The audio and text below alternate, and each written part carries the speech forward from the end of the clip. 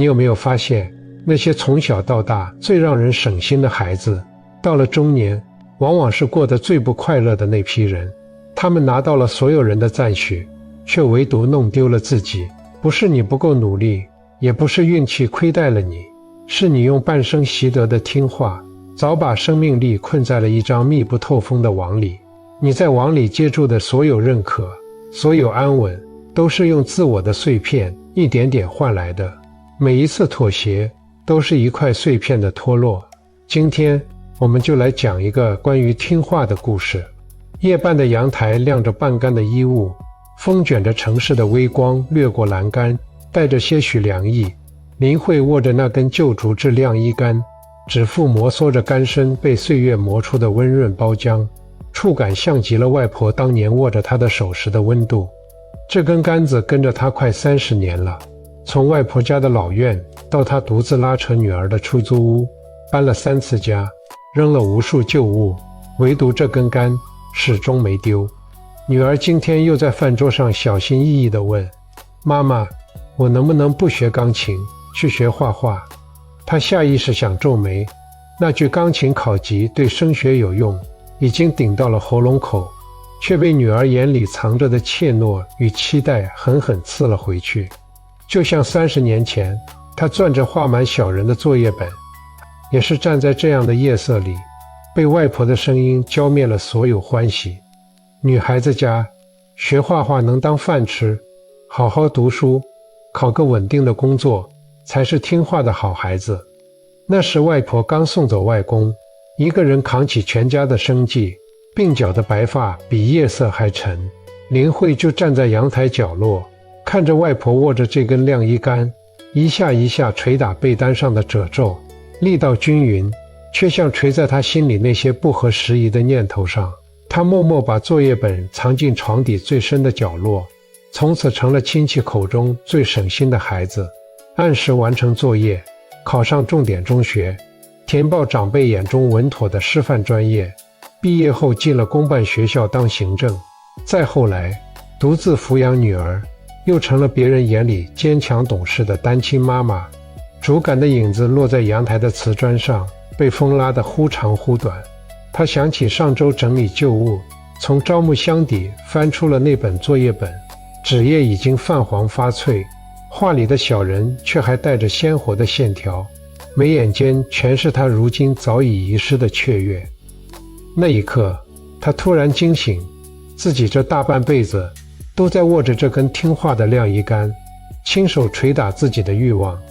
女儿的钢琴考级证书堆在书架最显眼的位置，红本本排得整整齐齐，可她从没见过女儿弹琴时眼里有光，指尖落在琴键上，更像完成任务的机械动作。就像她的办公桌抽屉里塞满了优秀员工的奖状，却在每个加班的深夜，对着电脑屏幕上跳动的光标，感到一阵莫名的空洞与茫然。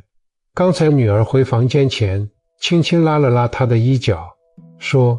妈妈，你好像从来都不开心。风把晾衣绳吹得轻轻摇晃，衣物上的水珠滴落在栏杆上，发出细碎的声响，像无声的叹息。林慧松开手，竹制晾衣杆靠在墙角，发出沉闷的碰撞声。那一声响，像敲开了她心里积了几十年的壳。她第一次清晰地觉得，那根象征着责任与听话的杆子，原来这么重，重到她的肩膀早就累得发僵。我也曾长久地活在这样的沉重里。是某个周末的午后，阳光透过窗帘的缝隙落在书桌上，在旧书上投下斑驳的光影。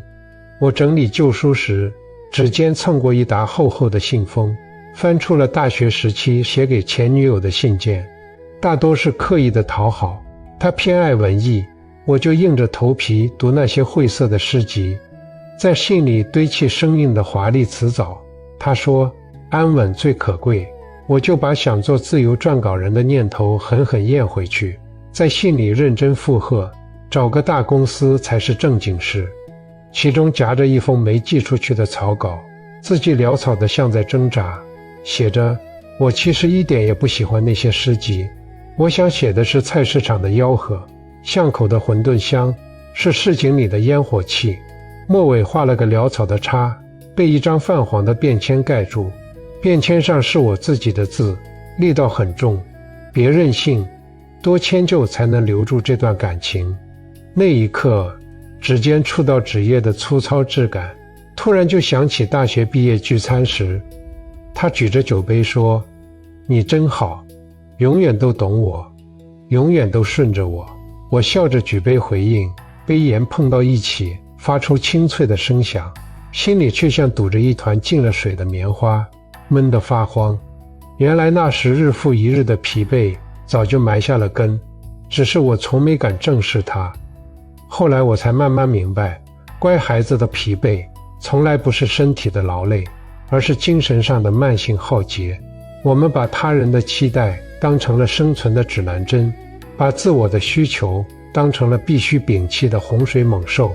金刚经》有云：一切有为法，如梦幻泡影。那些为了迎合他人而刻意扮演的乖模样，拼命追逐的认可，本就如泡影般虚妄，却耗尽了我们鲜活的生命力。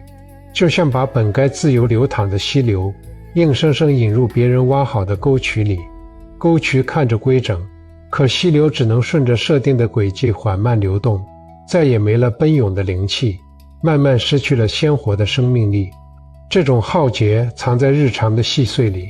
职场中，你总习惯性顺从，哪怕任务超出职责，疲惫不堪，也说不出不字。记着同事的喜好，接下额外的工作，只为换一句“你真靠谱”，像戴着粘在皮肤上的顺从面具，久到忘了自己原本的模样。这份浩劫也渗进亲密关系，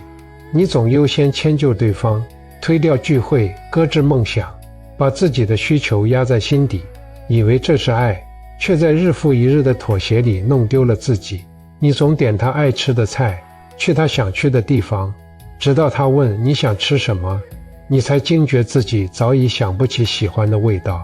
像松开船舵的船，顺着别人的水流漂流，心里越来越空，连自己是谁都开始怀疑。其实，打破这种疲惫的开始，不需要轰轰烈烈的反抗，不需要和全世界为敌，只需要一个微小的允许自己不听话的瞬间。试着在某个清晨醒来时，不要立刻弹坐起来，不要立刻去想今天要完成的工作，要应付的人际关系，要满足的期待。真正的安稳从来不在匆忙的追赶里，而在接纳当下的自然状态中。此刻不必强求任何状态，就那样安安稳稳地躺在床上，闭上眼睛，感受呼吸顺着鼻腔滑入胸腔，再缓缓从唇间吐出的节奏，像潮水漫过沙滩，又轻轻退去。感受被子盖在身上的重量，感受阳光落在眼皮上的温热，感受身体里那些被忽略了许久的细微感受，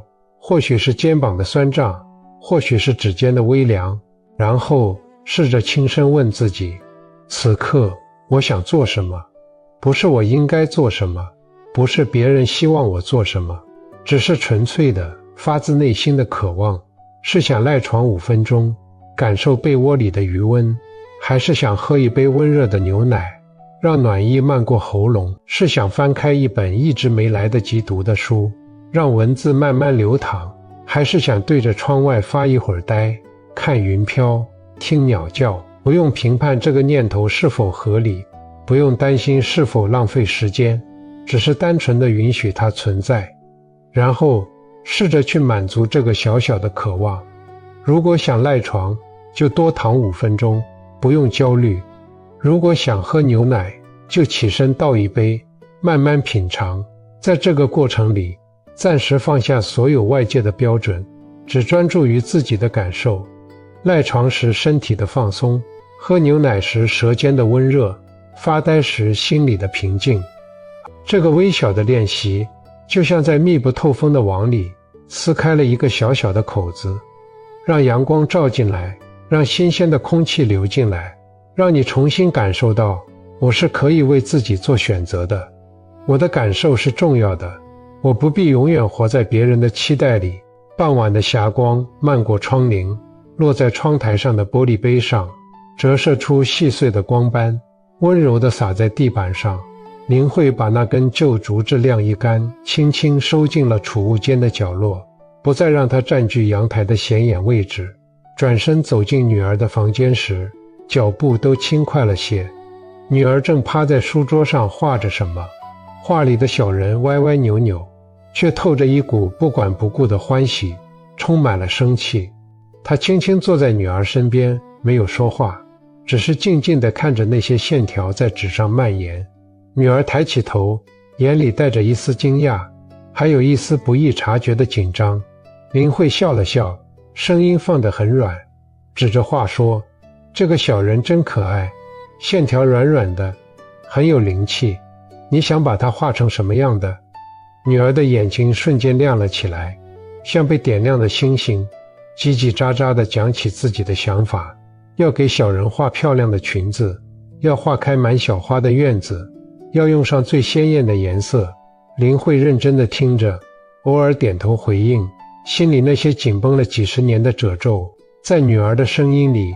慢慢舒展开来。夜色渐浓，城市的灯火次第亮起，像散落的星光。不必急着挣脱所有的束缚，不必强迫自己立刻变成截然不同的样子。改变从来都不是一蹴而就的，就从每天这1分钟的空白开始，从一次小小的自我满足开始，听一听自己内心的声音，哪怕它很微弱，哪怕它不符合任何人的期待，允许自己不那么乖，允许自己有不合时宜的渴望，允许自己为自己活一次。毕竟，你的人生从来不是为了满足别人的期待而活。霞光渐渐沉落，天际只余下一抹淡淡的余温，像一句温柔的叮咛。风从窗外吹来，带着夜晚的清凉，轻轻拂过脸颊，也拂过心里那些长久的疲惫。当我们不再执着于迎合他人的期待，心自然会归于安稳自在。订阅我的频道，一步见山，见自己。